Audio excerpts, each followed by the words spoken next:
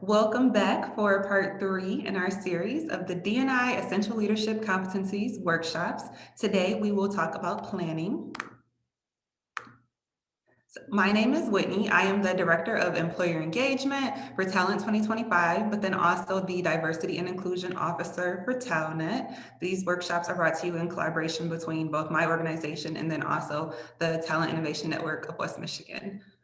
So once again, this is part 3 of 5. Last month in March, we actually began the series where we are doing a deep dive into the competencies needed to be an effective D&I practitioner.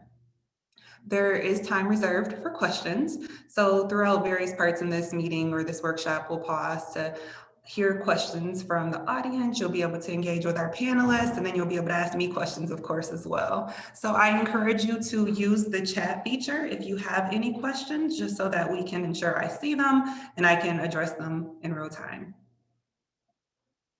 There will be a follow-up email sent once this presentation and the workshop is over. So that follow-up email will contain a link to access a recording of the session. It'll be a temporary link, so be sure to watch it in the next 2 weeks or so.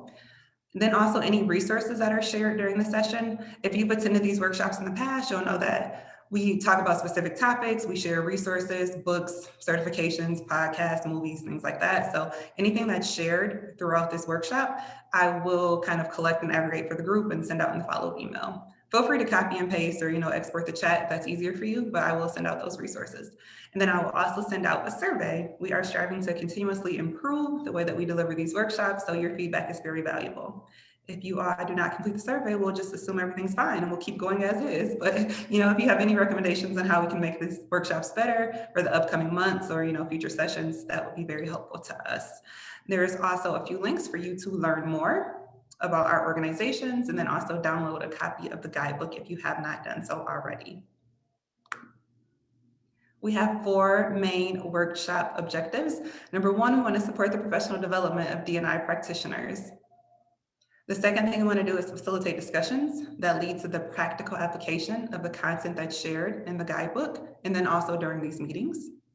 We want to amplify the voices of D&I leaders in the region. So if you've attended these workshops in the past, or if you read the meeting notice, you'll see that it's never just me in front of the group presenting. I always invite other D&I leaders in, contributing authors to the guidebook, to kind of share their experience, their knowledge, and work together to network and advance D&I in this space. We also want to create a space where D&I practitioners can network, learn, and grow together. So a portion of the meeting will include breakout rooms, and that's just a chance for you to have some small group conversations, do some self-reflection, and then just connect with other practitioners or people who are passionate about D&I. Those are our 4 objectives, and the whole theme is that there are resources available and a network of people who are willing to help. So you're not alone. Here is our agenda. We always start out the same way. I provide some opening remarks with our welcome, our logistics, and our workshop objectives. And then after that, we do an overview of the guidebook. Today we'll talk about planning. So I'll provide a definition of that and then just some background information to set the stage for the information that will come later. We'll have a panel where you all can also engage in questions and answers. Towards the end of the session, we'll do the small group discussions, which we will utilize the breakout feature for that. And then we'll wrap up, share some next steps, and dismiss. So I will start out this session with a different poll question. If you've attended the previous workshops, I always ask, are you the designated D&I leader within your organization? Generally, the response is about 40% actually are, and then 60% are not the D&I leader within the organization. But I figured I would change that up and just ask, have you attended at least one of the previous D&I Leadership Competencies workshops? So once again, we began these in March. We held 2 in March. The first one was on personal characteristics of an effective practitioner. And then the second workshop was on knowledge. So have you attended any of these workshops in the past? I am going to launch the poll now, give you all a chance to interact and engage, and just check the temperature of the attendees.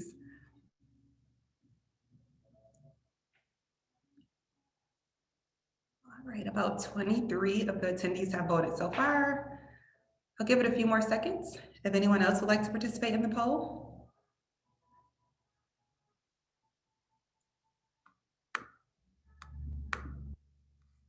right, so 20 of the respondents said yes, they have attended one of the previous workshops, and 5 or 20% of the respondents said no, they have not attended the workshops, which is fine. I do actually have recordings of the first two available if you are interested in, seeing what happened last month. So if you have not attended a workshop in the past, just let me know, shoot me an email and I will be happy to send you the recordings of those other sessions. But this is exactly what I expected. A majority of the people who attend these workshops pretty much registered for all 5, which is what we were hoping. Of course, register for whatever workshops interest you the most, but because this is a series, because we cover new content at each workshop, we definitely encourage you to register for all 5. So I'll stop sharing those results.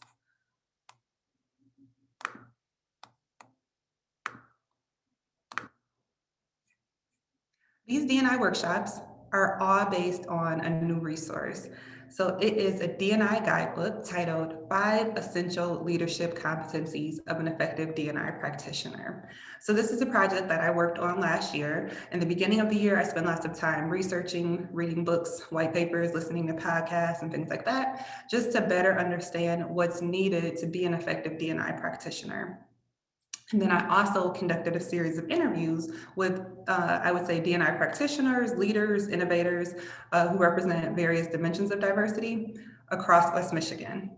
So all of these workshops are based on this resource, which was published in January of 2021 and contains insights, personal experiences, and wisdom from 15 different contributing authors. So here's just a snapshot of who those 15 contributing authors are. Later today in the panel, you'll be able to hear from 2 of the 15 authors. I invited all of the 15 authors to contribute to be panelists during these workshops. So throughout each workshop, you'll hear from different panelists. Some of them honestly do have schedule conflicts or the timing just wasn't right. So unfortunately, you won't be able to hear from all 15, but those who are interested and available have made themselves, available to present and to speak with you all and to answer your questions. So I'm very excited about that. The purpose of the D&I Guidebook is to document the essential competencies, roles, and responsibilities of D&I practitioners, detailing what you need to know and be able to do to be effective in your role. I know that a lot of resources exist that document the business case or, how to build an inclusive workforce or other topics like that related to D&I.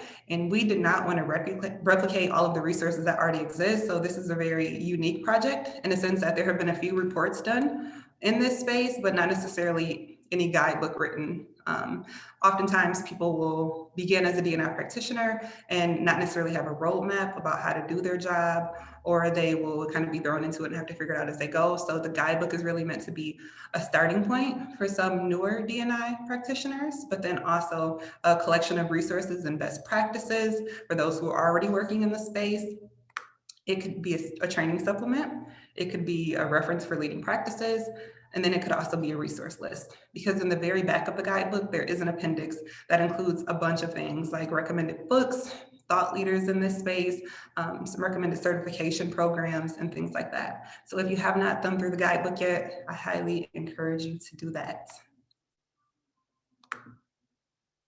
Now I have another poll question for you. Do you have a copy of a guidebook? Because this is a free resource. So I always send it out in the meeting notice so that you can download a free copy. It's available on our Talent 2025 website. It's available on the TalNet website. And then the GR Chamber has shared this. So it's a lot of sharing going on to make sure that people have access to this resource. And because you register for the session, I hope that the answer is yes, I do have a copy to this. But I just want to check in once again to see who actually has a copy of this resource, because if you don't, we want to ensure that you get it before the day is over. So I'm going to launch the poll. Do you have a copy of the guidebook, whether it is a paperback format or an electronic format? Oh, the answer is overwhelmingly yes. That's exactly what I was hoping. So 29 of the 35 attendees have voted, and 100% said yes, you have a copy of the guidebook. So good. That lets me know that we're doing our job of getting the word out about the project. All right. Stop sharing those results and I will move on to my next slide. Okay, so another purpose of this workshop is to support the evolution of D&I as a practice field. So there's generally four phases or four stages that fields evolve in. Based on my research and just conversations that I've had with various D&I practitioners and leaders, it seems that West Michigan is in kind of phase 1 and 2, so framing and networking. So there are some isolated practice examples. There's a network of innovators, but things are really fragmented. There's not necessarily one consistent way to do things in D&I. Of course, part of that is things need to be tailored to the specific company you work for, the industry that you work in, and then a number of other factors. But D&I is not as there aren't as many standards and things like that as with other fields. So we hope to support that. The D&I Guidebook is titled The 5 Competencies of an Effective D&I Practitioner. So as you can imagine, we do a deep dive into the 5 competencies. So if you were to research this on your own, these topics could be segmented or organized into various themes. So this could look different depending on what research you read, but I felt like this made the most sense. I validated this with my D&I contributors and they agreed like, yes, this makes sense. So the 5 competencies that we use are number 1, personal characteristics. So that's the factors that go into helping an individual develop and foster meaningful relationships. The second thing we talk about is knowledge. So having a foundational understanding of D&I, and also having a commitment to D&I, and then also being willing to engage in continuous learning because the field is always changing. There are always new publications becoming available. Even the language and the lingo changes often. So knowledge is the second foundational competency. The third thing, which we are here to talk about today, is planning. And that is really the ability to envision an ideal future state and to develop a plan to achieve it. The fourth competency is leading, so the ability to influence people and systems to move the organization forward. And then the fifth one is communication, the ability to receive and share information in a number of formats with a wide range of audiences. So I mentioned that this is a series of workshops. Next month in May, we'll talk about leading, and then in June, we will talk about communication. So if those topics interest you, please register for upcoming workshops. I promise this is the last poll for now. So I know that 100% of you have a copy of the guidebook, which is great, but I want to know, have you actually opened the guidebook? Have you read it? Have you made notes? Have you, picked out your favorite quotes or kind of where am I now? What do I want to work on? What topics should I spend some more time with? So this poll, what percentage of the D&I guidebook have you actually read? This is anonymous. I don't know who says what, so feel free to be 100% honest. I will say when I designed the guidebook, I worked with a graphic designer and I said, I don't want it to feel like a textbook, like I want it to be interesting, appealing. I want people to like, oh, what's that? Pick up and read it. So lots of color, lots of visuals, lots of graphics and things like that. So if you haven't looked through the guidebook, just know that it's not a traditional academic textbook. And that was intentional. But now I just want to know what percentage of the guidebook have you actually read? So I will launch my third poll so that you can share that information with me. So 25%, did you maybe open it up, only read the pages for today's session? 50%, 75, 100%, did you read it cover to cover multiple times? Kind of what percentage of the guidebook have you read? Okay, 32 of the 36 respondents have answered. And that's a good number because honestly, some of them are co-hosts and I imagine they've read it cover to cover because they provided me with feedback. So I will end the polling and share the results now in case you all are curious too. The majority, 15 of the respondents or 47% shared that they have read 25% of the guidebook. 28% of respondents said that they read 50% of the guidebook. 16% of respondents have read 75, and 9% have read 100%. So I don't think Bill guessed or Dr. Michelle Loyd-Paige voted, but I would assume those 3 responses, 2 of 3 would be them because they actually did some proofreading for me and participated in some focus groups and helped with the project. It is a collaborative project, but that's okay. I would always be interested in hearing your feedback, good or bad. So feel free to shoot me an email if you have thoughts for those people who've read 75% or 100% of the guidebook. All right, stop sharing those results. Thank you for your participation. I hope that you find the post interesting, engaging, kind of a way to break the ice before we get into important, deep, and sometimes emotional topics. All right, so we'll start out by just kind of framing the session. Once again, we are here to talk about planning, and the definition that we use is more related to strategic planning. So it's a process and not a product. And that could also mean that you're never done with this. You may have a starting point, an end point, but really you have to revisit your plan, work the plan, revise the plan, and things like that to make sure that it's impactful. So during this process, organizations envision their ideal future state and then develop specific plans, strategies, and actionable steps to achieve it. So then there's a quote that I really like, and that is, the thing to do with the future is not to forecast it, but to create it.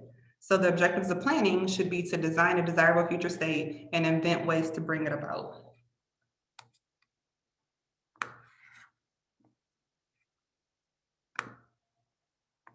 On page 38 of the guidebook, you will find a list of competency statements.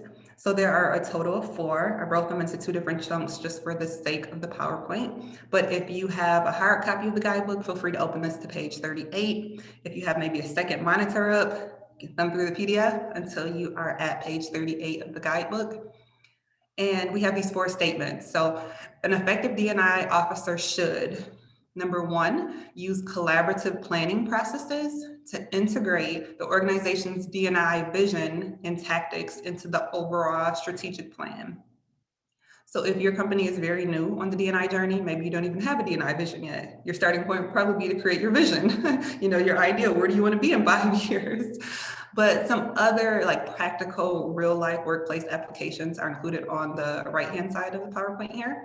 So engage top level leadership, including executives in your board.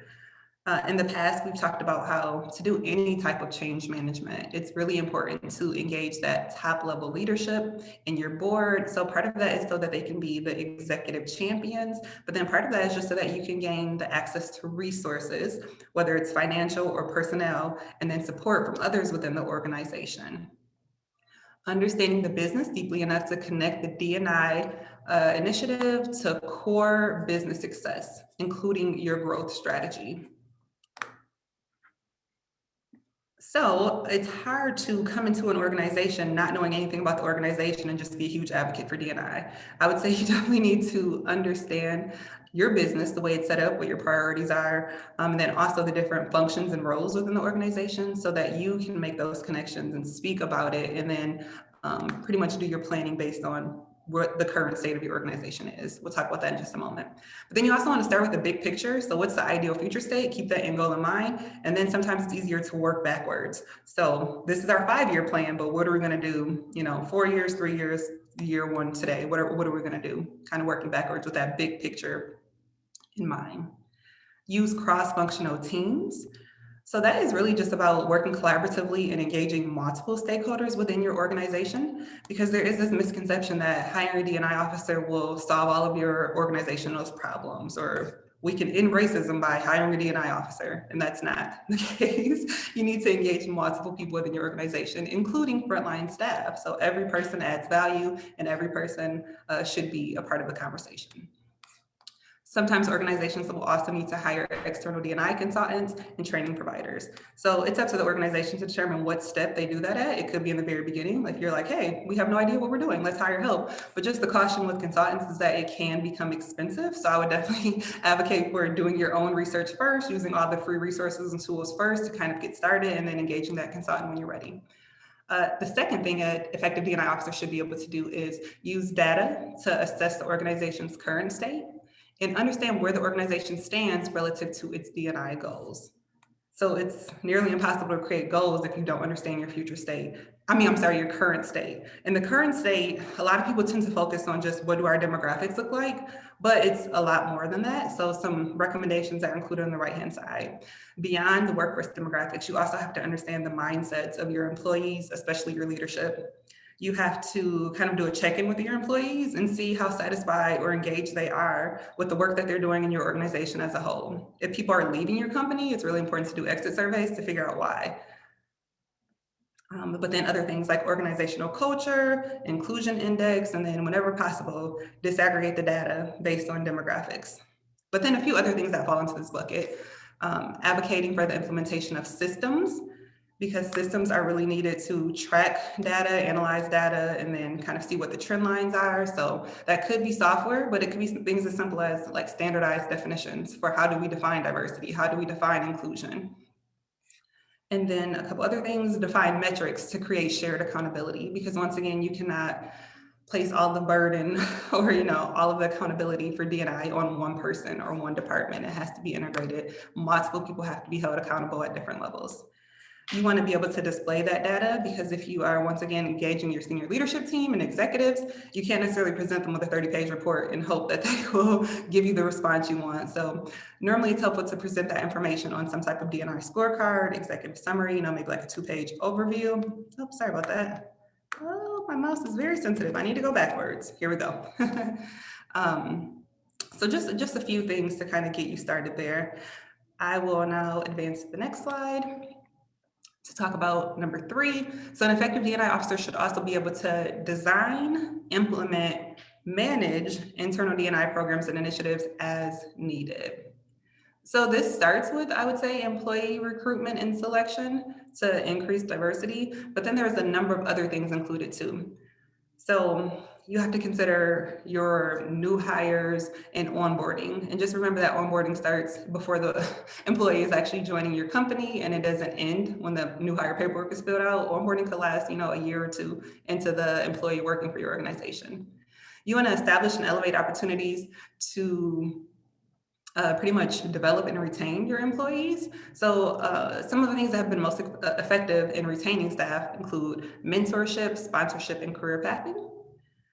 You want to deliver D&I training. Sometimes companies approach D&I as, we'll just do one training per year and then we'll be done with that. We'll just do an implicit bias training and then everybody will have the foundational knowledge they need to reduce bias and to treat people fairly. That's not the case. So D&I has to be an ongoing conversation, ongoing trainings. Depending on how your company is set up, larger companies tend to use D&I councils or affinity groups, but really it's about challenging your programs, practices, and processes if they are not demonstrating the impact that you want.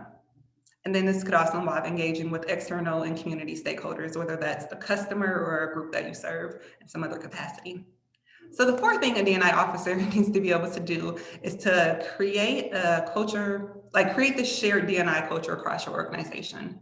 So that's normally when we talk about a sense of welcoming, inclusion, and belonging. Some things that could help with this are defining your common D&I terms, creating a shared language, shifting our language when we need to. In the past, companies would always talk about a culture fit.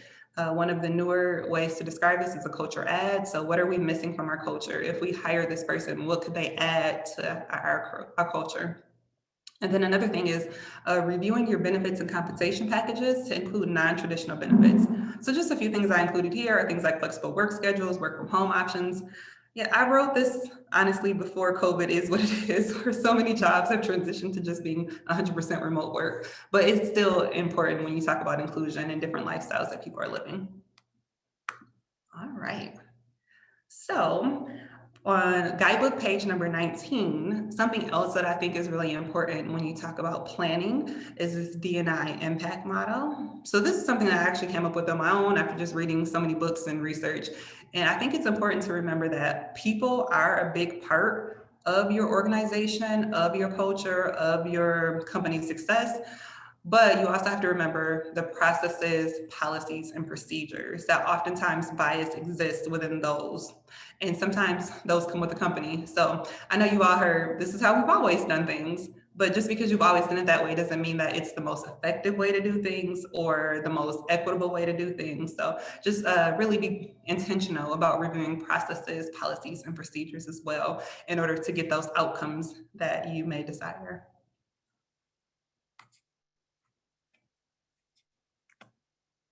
So I will pause right there to see if there are any questions for me. I am monitoring the chat box, and I see there were a few introductions. So thank you all for sharing your name, your title, what organizations you work for. I'll give it a minute just to see if there are any initial thoughts, questions, comments, feedback for me about the information I presented. But once again, it all is in the D&I Guidebook. So if you feel like, oh, you went through that slide too fast, or I want to see some of those workplace applications again, you can find that information on page 38 of your D&I Guidebook.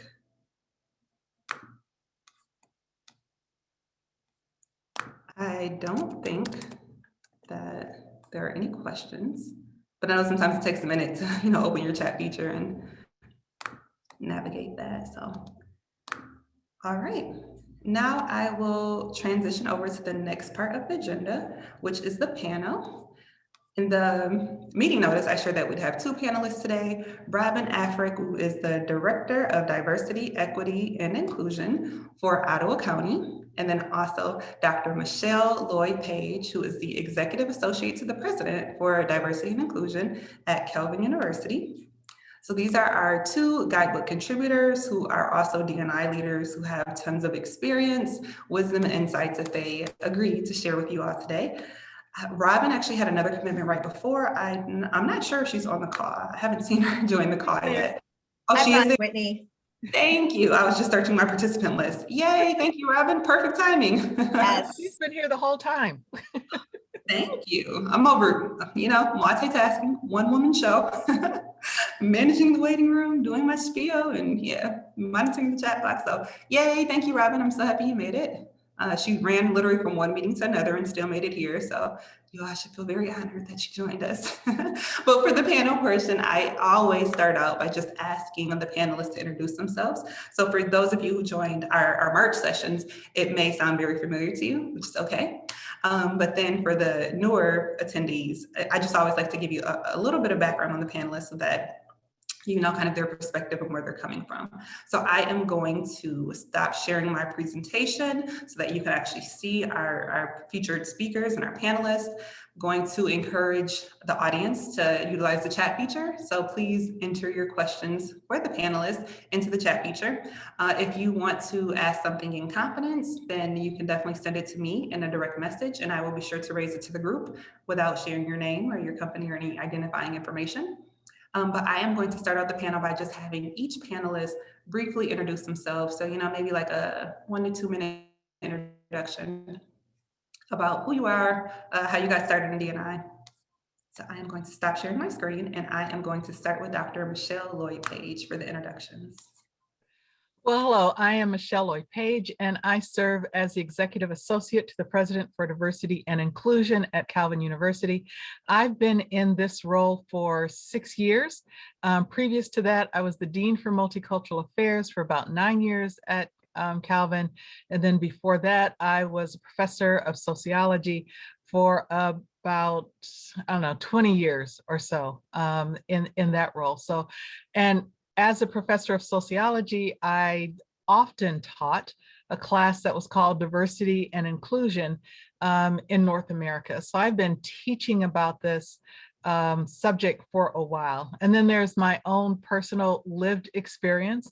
We can count the number of minority statuses that I have. I identify as African American, I'm female, and then we can continue on from there, all the other things that are there. So that's how I got started in this, is really as an outgrowth of my graduate studies, and then becoming a professor of sociology, and then seeing that there is a need for not just teaching the next generation about these different topics to provide common understanding, but also being able to leverage that understanding, leverage that knowledge, so that we can create changes in the institutions that are important to us. And so for me, working at a institution of higher education, and more specifically Christian higher education, it was important for me to be a part of an organization that I could utilize the knowledge and the skills that I had to bring about the change that people said that they wanted to see. And now Robyn. Thank you, Dr. Michelle Loyd-Paige. Hi, everyone. My name is Robyn Afrik. I recognize some names and faces from the last few and just in general, so it's great to see everyone. So I am currently the Director of Diversity, Equity, Inclusion for Ottawa County. And for those of you who already live here, you know that this is the first ever office that was created in 2018. It was established, and then I took office in 2019 of June. And it's because it's so brand new, we are pioneering a lot of efforts to get started. But I will say prior to that, I've done DEI work in multiple capacities, both for corporate, nonprofit, and then just in all different parts of the country, actually. I've done a lot of speaking. I'm an author as well, professor at Hopes. I know we have Calvin here as well. And teaching encounters with cultures for K through 12 education majors, and just been in this field for a long time. I will say too, growing up in this community, how I got started in this work, it wasn't something that I woke up and said, this is what I want to do with my life. It was strictly out of the fact that I could not find the resources, the people, the mentors, the leaders who understood these things at a crucial time of my life when I needed it.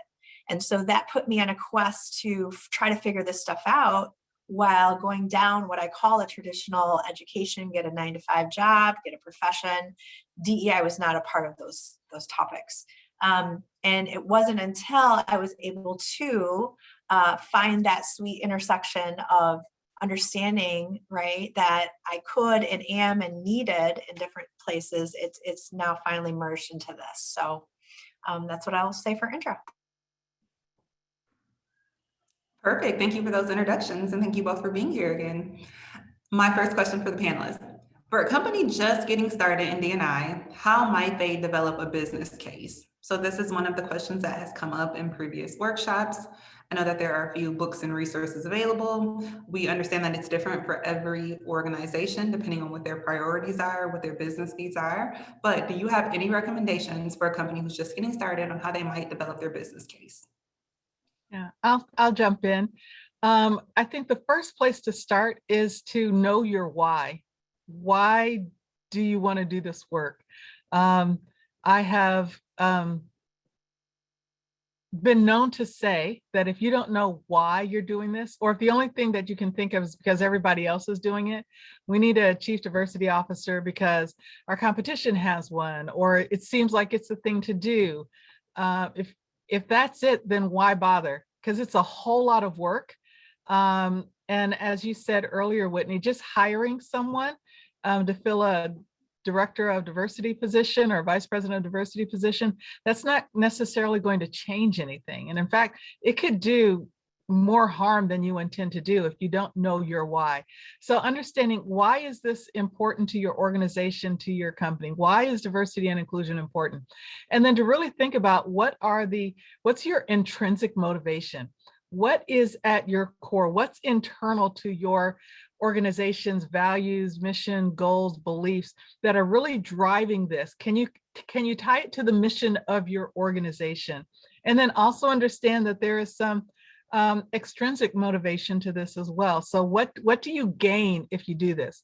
Because if you understand that extrinsically you gain something, then you also understand that you can lose something if you mess it up, you don't do it right. So understanding that you can both gain something and lose something. And then I would encourage people to understand what is your scope? Because when we look at diversity and inclusion and equity, there are all kinds of areas of diversity that we can look at. And it could be that your particular organization, either because of your values and your goals, think, for example, a religious organization. A religious organization might not address all the various spheres of diversity that, say, a secular organization or a non-Christian organization might address based on particular beliefs. So understand what is your scope, because you could work in diversity across a whole myriad of topics. So understand your scope, what your scope is, understand what your intended impact is. So what's the impact that you're hoping to have? What difference is it going to make if you do this? What are you hoping to gain? How do you think it's going to benefit? And then also in the same vein, understand what's going to happen if you don't do this. Because there could be some costs to doing this and some costs to not doing this. So understanding that. And then knowing your who are you directing your attention to? Who do you want to bring on board, or who's already in your organization to speak into this, to guide this? And then know your when. When do you want to do this? Don't get stuck in just planning, and then never implementing. So what's your timeline? What is some of the low-hanging fruit that you can grab a hold on to? You mentioned earlier, Whitney, do you have a vision statement for diversity? And who spoke into that vision statement of diversity? Is it coming from one person? Is it coming from multiple people? Is it tied to your organization? Is it tied to your community? Is it understanding all that is going on? So that's the place that I tell people to get started, understanding your why, understanding your what, understanding your who, understanding your when. And as you're thinking about your when are you going to do this? When are you going to get started? We all want to do this 5 years ago, but the reality is some of us didn't do it 5 years ago, and this is the moment. And for some organizations, this is the moment because of all the things that have happened this past year, right? The amount of racial injustice has just really ratcheted up. It's always been there, but it's just much more visible. So a lot of organizations are trying to do something now. That's good. But then my question would be, do you have the level of resolve and resilience to keep doing this? Because as soon as the cameras go away, as soon as it seems like summer is out or there's another issue that's out there, are you still going to be as interested in doing this work? If you don't have the resolve, if you don't have the resilience, if you can't take the naysayers, if you can't take the people who have 1,000 ideas and you only have resources to do 10 of them, then you need to really count the cost of doing this work. So that's what I would say are the very first steps of to starting a business plan or a strategic plan. I'm next. So, no, I mean, Robyn. yeah, well, you've said a lot of what I would also echo, right? Really, you have to define your purpose for why you're doing it. Otherwise, it doesn't make sense. And to echo, it's important to have your vision. It's important to understand your values. So really get definitive with those. The other thing too, when you think about putting a business plan or business case together, is understanding what your industry is doing currently in DEI, because it's not like, there's national industry standards and norms for whatever you're in. So if it's a business, if it's a nonprofit, if you're a manufacturer, if you're a Christian education, right? There are things that are going on currently that are beyond you. And then there's things that maybe you're already doing and you don't even know what it is or even why you're doing it. So it's important to capture that in your business plan. Another thing you might want to consider is putting a DEI governing body together of sorts. They can either help you create that business plan to bring to your leaders, or they may be there to help guide you after the plan has kind of been approved. And I know that depending on your industry, I know that I've seen different business plans broken down into kind of this quadrant of, and again, you'll have to put your own words over it, but organizations that said, if we don't do this strictly for a business purpose, they're missing out on what they call the buying power of different demographics of people. So if you do the research, depending on the industry you're in, right? And I get that if you're a Christian education versus an automaker, how you define buying power, who's your customer, right? There's an expendable buying power that is attached to women of color, people with disabilities. So you want to look at those kinds of things as you build your case to let the business know, hey, if we don't do X and Y as a business and what we're here for, we are actually missing out on all of this potential spending power from these different demographic markets. The other thing to consider too is internal, when you look at your ROI when it comes to talent, right? And I think this has been alluded to. If you're about high performance, if you're about efficiency, right? Because as a business now, every minute is money. You have to think about the dollars that you will retain from keeping people or talent in your organization versus it going out the door. There's dollars attached to 30, 60, 90. And then the other piece you have to think about is your products. So how innovative are you being, right, as you're staying competitive as a business? So you're going to want to do research in each of those categories, understanding what it means from an industry norm, and then what you're currently facing now, and give a compelling case for that. I think that that's really the innards and the importance of why any CEO or an organization might jump and say, oh my goodness, here's what we're going to miss out on, but here's what we're going to gain. Perfect. Thank you both for those comments and remarks. I do have a question that arises in the chat box that I think aligns with some of the comments that Dr. Michelle Loyd-Paige shared earlier. So the question, it's viewable to everyone, you know, if our panelists want to read it for themselves, but it's really around how you get out of the talking phase and then actually into the implementation phase. So it states, I don't know if this will fall under the planning competency, but how do you cultivate your organization to not fall into all talk, committee, rut, and actually move forward with action?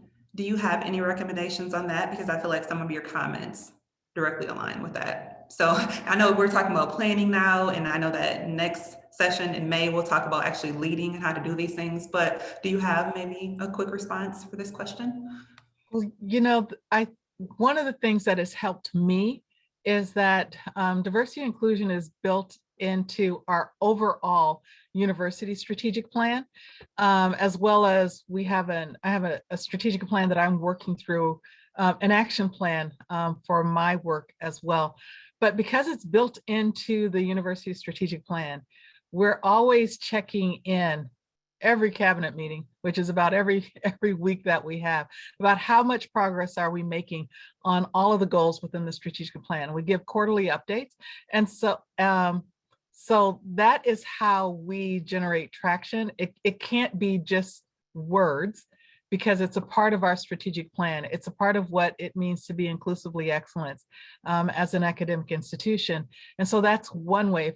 If you can tie it to the mission of your organization, so not something that's just added on, but it's tied into the mission of the organization. It's tied into the overall strategic planning for your organization, the business case for your organization. As Robyn had said, you know, depending on your industry, why does this matter for your particular industry? And if you're tying it to potential markets that could be lost, that should light a fire under your behind to say, yeah, we're going to do this because we don't want to miss out on that potential increased revenue and lose out on that market. So tying it to mission.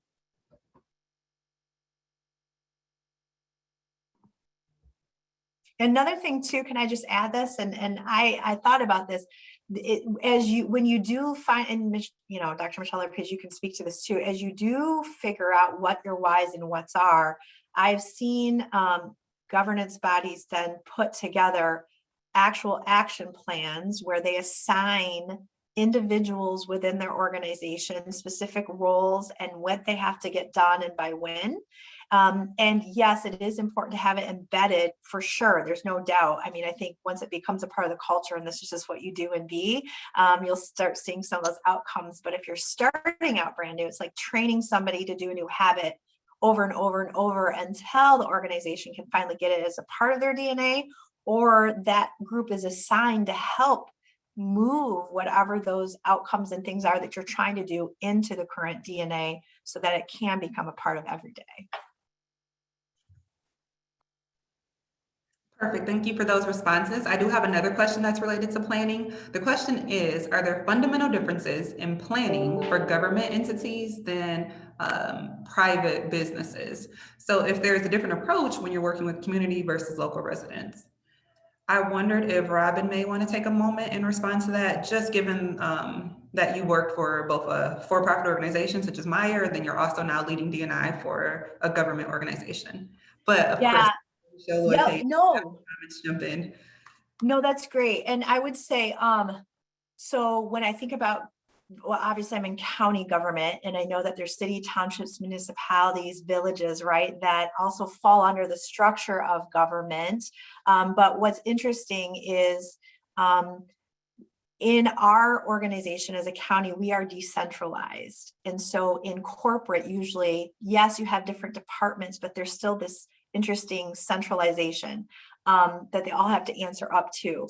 And our government right now, what we're doing is we are looking at who actually holds the, how do I say this? Who holds the authority over the budget is technically, right, the person who's going to be where that centralization occurs, whether that is the person that has been holding a title or not. So I think all that to say, yes, there's differences. B, you have to identify what those might be. Also, C, in government, I, in my role, do not have any kind of authority, like whereas sometimes in corporate, right, if you have a head boss that says everyone's going to do this, and if you don't, there are some serious accountability measures that will happen. You could lose your job, your performance could go down depending on how it's tied into the job. In government, we don't have that, and I technically can't do that. So there's other things that I have to then put into play as a strategy to still get the same outcome without it disrupting what is in government line of work.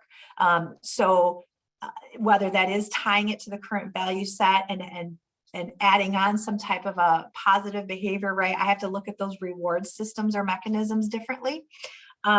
And the other thing I was going to mention is when you're talking about community local residents. So as a county government structure, we do have a product. We actually are serving, right, our local customers as residents. That's the language we're using. And my job is to make sure that any new, whether it's programs or products or services that come out of our organization is actually meeting the needs of who our resident base is. And in addition, am I removing any kind of biases or things that would cause a program to not be accessible? And so it feels very compliance based, but that's the base of kind of what we're trying to look at. And as we create more programming or products, right, who is the target market that we're going after? Good. So that actually leads me to another question that I kind of had scripted for the panel that I think is important. How can an organization reduce bias in policies? So when we think about things like promotions, pay, professional development, a lot of those systems that are already in place oftentimes lead to disparate outcomes, or some people benefiting while others are not. So panelists, Dr. Loyd-Paige or Robyn, maybe you can speak, Dr. Paige, to give Robyn a break. But what type of things can organizations do to reduce bias in policies? Yeah, I like hearing Robyn talk. I got to figure out how to get her to Calvin.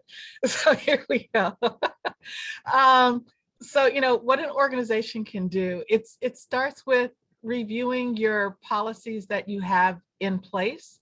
And as you're reviewing, ask yourself, so who's probably benefiting from these policies in the way that they are currently written?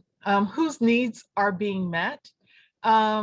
Whose needs might not be met? This means, of course, you have an understanding of who's a part of your organization, right? The demographic profile, who you want as not only who do you currently have in your organization, but who do you want to have in your organization? So if you're reviewing your policies and you realize that you really don't have much about childcare in there, and how, does that count towards time off? Does it not count on how do you do all of that? then women are not likely going to benefit from the policies that you currently have, as well as some fathers might not benefit from the policies that you currently have. If you have something that is describes maternity leave, but you have no paternity leave and you have no adoptive parent leave, again, that's an example of who is likely to benefit from the current policies that you have, who's probably not going to benefit. Also asking yourself the hard question, are there any unintended advantages and white privilege that's built into your organization? Just really looking at, is there, if you are not an organization that has a particular faith background. So again, Calvin is Christian Reformed, or an institution of the Christian Reformed Church. It's a Christian organization. But if we were secular organizations, I know some, other higher educations that are public, they might not have, let me rephrase this.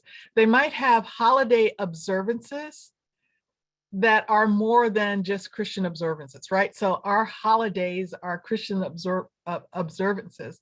However, we know that it is excluding, like there's not a recognition of Ramadan on our campus. If you are in another organization that doesn't have that kind of limitation on who's there, then you might want to think about who are your holiday policies. Who are they benefiting? Even from, what do you call them? Is it a Christmas break? Is it a holiday break? Is it floating holidays so that you can catch everyone for when it's meaningful for them? And then what are the barriers or the hurdles or the obstacles that people might face in just finding out about who your organization is, finding out what jobs are open? If it's all about word of mouth, then who do people know in your organizations? And then looking at what might be some of the unintended impacts from the policies that you have as well. Most people are not sitting down when an organization starts. They're not sitting down to write policies to be intentionally exclusive. They're usually sitting down to write policies with the people that are currently in place in mind. But as you think about, we want to broaden our reach, we want to be more hospitable, we want to be more welcoming, you're probably going to have to bring more eyes in to look at the policies to get a different vantage point about how might this policy be experienced. And not just say, well, those people are just being too sensitive, or those people are being lazy, or it could work if you just do this, but really listening to the people that you want to have there. And saying, how do these policies read to someone else? And then, making a list of all the policies that you have and looking at who might benefit from the policies that you have, who's missing. And then also think about all these different racial, ethnic, diversity, ability, religious, socioeconomic status, thinking marital status, non-marital status, thinking about all these different types of diverse people, and ask yourself these questions with each one of them, right? Would this category of people benefit? Is this category of people excluded? How would this group of people benefit or not benefit from the policies that we have in place? So sometimes imagining who's in the room when they're not actually there will help you answer the question, how do we reduce the bias that's in our policies?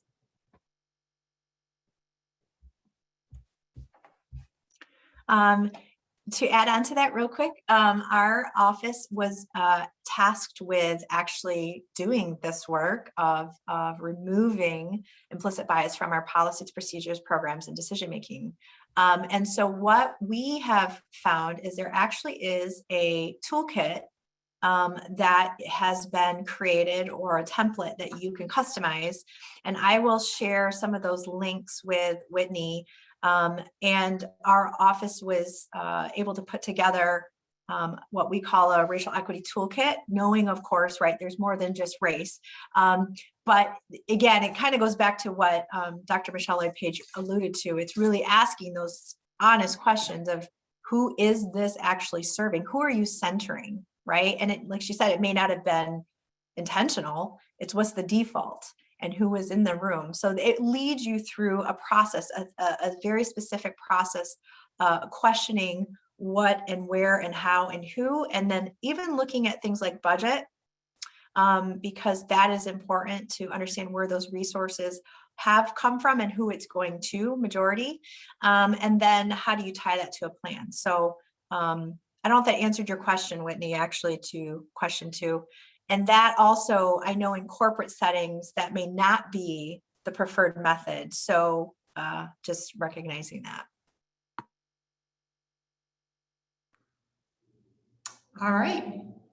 I do not see necessarily any questions in the chat box that relate to panel question number 2. So I do have another question for you all that relates to planning, and this is more around metrics. So how can an organization create meaningful D&I metrics without just counting people? How do you measure the impact of your D&I efforts? What key performance indicators can be used? That's a really loaded question. Feel free to pick one of the 3 to respond to, or answer all 3 if you are able to. But it's really about meaningful D&I metrics, because sometimes with an organization, they just focus on the diversity of their workforce. So they're like, okay, we want our workforce to represent the community we serve. So if it's 20% people of color, we think our workforce should be 20% people of color. But beyond just counting people, how do you know that whatever other programs or systems you have in place are actually impacting the people? Yeah. Some of the measures that we include are like responses to climate surveys. So we survey the whole campus, faculty, staff, and students. So you could relate it to the type of organization that you have. Doing climate survey to find out how people are feeling. Do they feel like the university is doing enough? What areas might we need to improve, as well as how are they feeling? Do they feel welcome? Do they feel like they belong? Have they experienced any forms of discrimination, harassment, as well as asking some other things? So climate survey helps us. We track retention, not only of students, but of faculty and staff as well. We track engagement because we offer, every month we offer 1 or more cultural competency professional development opportunities. So we're tracking engagement as well, and we're tracking the responses to how people felt about engaging in that particular workshop or session. So was it beneficial? Did it increase their awareness? And then because we're an institution of higher education, we're also looking at how is diversity and inclusion integrated into the curriculum of the work that the curriculum, the coursework of our students as well. So those are some examples where we're looking at outcomes, not just the input, not just how many people are here, but really looking at what impact are we having? How are we seeing changes within the organization? And how do people feel about the organization, and how do they feel about being here? For me, it's interesting because when I think about some of the departments within my county organization, there are certain things that they have to measure because it's mandated. And it may not mean anything other than, did we measure it and can we get our reward if it's a grant or if it's monies, right, that follow. It's a matter of just ticking off those boxes. And because the carrot is that money, right, then it's meaningful up until that point. So my role is to try to figure out, okay, we can't stop that. We shouldn't stop it, but how is this work and these measurements then tied into something greater? And that goes back to, how are you defining your purpose? Like, why are we choosing to do this work? And maybe there's things you'll already measure with or without DEI, but the key is, how do you continually, right, make it a part of that greater story, that greater narrative? What are we actually trying to do with all of these measurements together or collectively? And right now, because they've never had anything like this before in our county structure, right, we are at that point of trying to figure out what we actually want to measure. So we've gone through a process that has allowed myself to do a tiered assessment. So having a listening tour with all of our current directors, our employees, looking at community, doing engagement surveys, et cetera, in order for us to create different domains within our organization that have come out as thematic for all, no matter which department, no matter what grants. And the key for me is then to work with a governing body that's internal to our county to determine then what are those metrics and how do they align, right, with some of these top 3 purposes or values. And again, my goal is not to take away from what currently is happening, but it's how do we amplify and leverage certain things to get us there. So I don't know if that helps, because I know it's kind of county specific, but. I like your idea of having a listening tour, to say, yeah, let me hear from you about what's going on, because I would say a listening tour is really good to do before you do your first survey, if you haven't done one yet, because you won't know the questions to ask on the survey, really until you have the listening tour, because you want questions that are going to be meaningful for your organization. So I'm putting a second on your recommendation for that listening tour, and that's for any organization, just really asking. And if you're really brave, ask people who are outside of your organization what they think about your organization when it comes to diversity and inclusion. Yeah, because you might think you're the top banana and everybody else is saying, oh, no, you're not. Or you might not think you're doing that much, and people might say, oh, but you are doing this. We see your efforts. So it's just really good to know both ways, how people outside in the immediate community, people that you partner with, that could be really good to hear from them, honestly, kind of like a 360 feedback, how people think about what you do in terms of diversity efforts as well. And what they think they're doing, because that was eye-opening for me as well. Yes.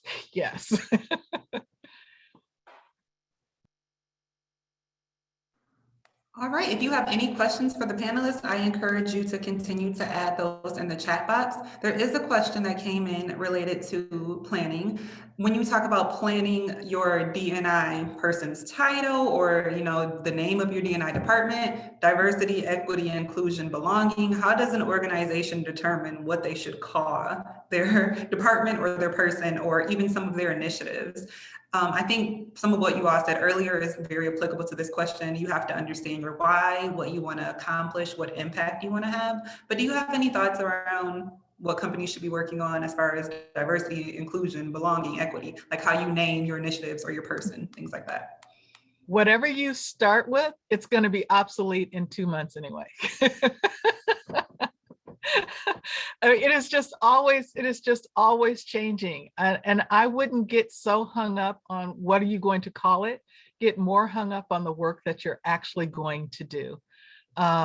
So currently, diversity, equity, and inclusion is a good place to be. Inclusive excellence is the framework that I use at Calvin to describe the work that we are doing. But I wouldn't get too hung up on it, because whatever you start off with, maybe not 2 months, but in a year, there's more language that's coming out. You really need to understand your organization, your why, and what is it you're trying to achieve.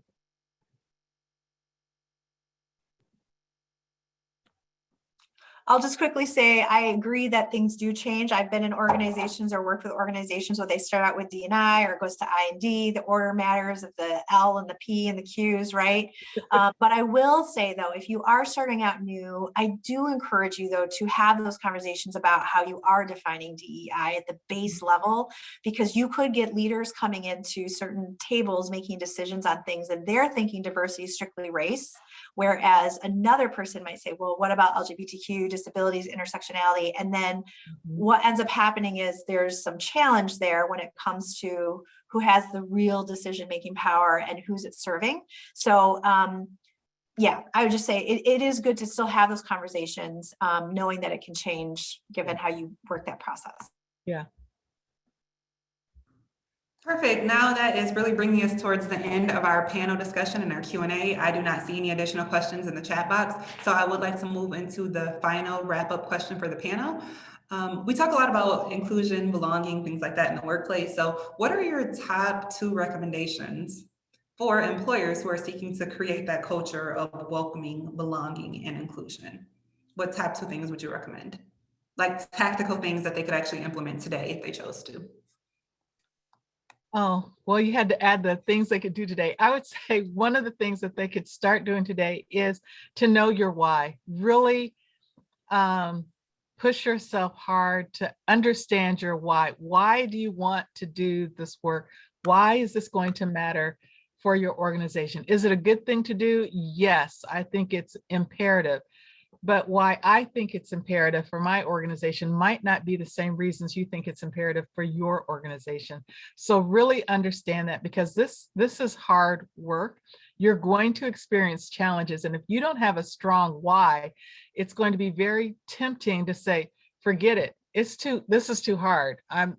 We're going to back away from this, but you really have to know your why.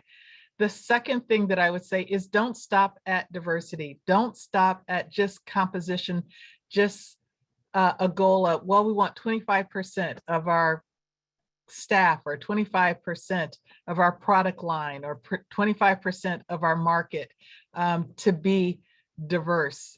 Don't stop at diversity.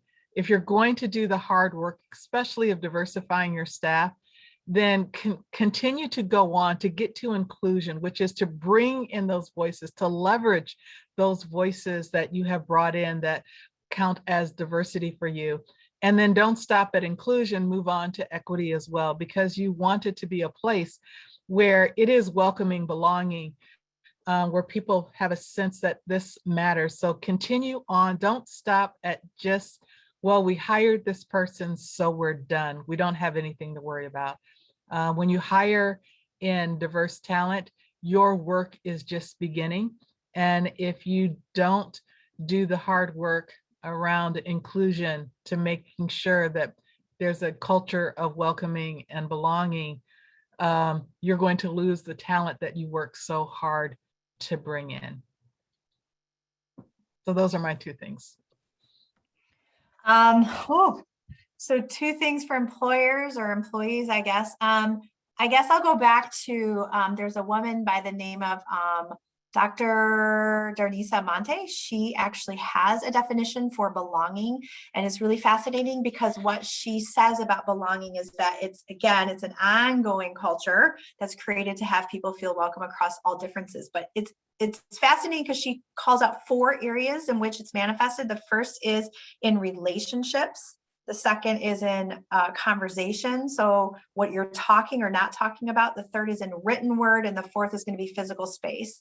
So it might just be a really good starting point within your organization to say, in those 4 categories, make a list of 1 or 2 things in each of those spaces, right, that is currently being done in our organization really well with, right, belonging. I think it's important to at least acknowledge, right, as a first step, that's what you can do. I wouldn't say it's the top thing, but it's one of those things. It's practical. And then the other thing that I've had organizations do is answer this question kind of a little bit backwards. So there's this saying that says, everybody or you belong here as long as what? You have to fill in that last clause, as long as what? There's always that unsaid thing. If you can figure what that is out for your organization, that's going to be helpful for you then to go, okay, we are obviously centering something that we're calling inclusive or belonging, but it's not. So those are the 2 things I would say as an activity, tangible, quick practice, and then, yeah.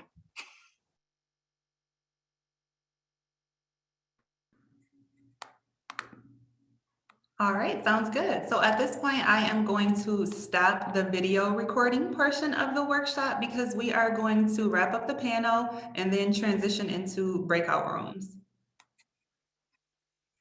So just going to stop the recording really quickly.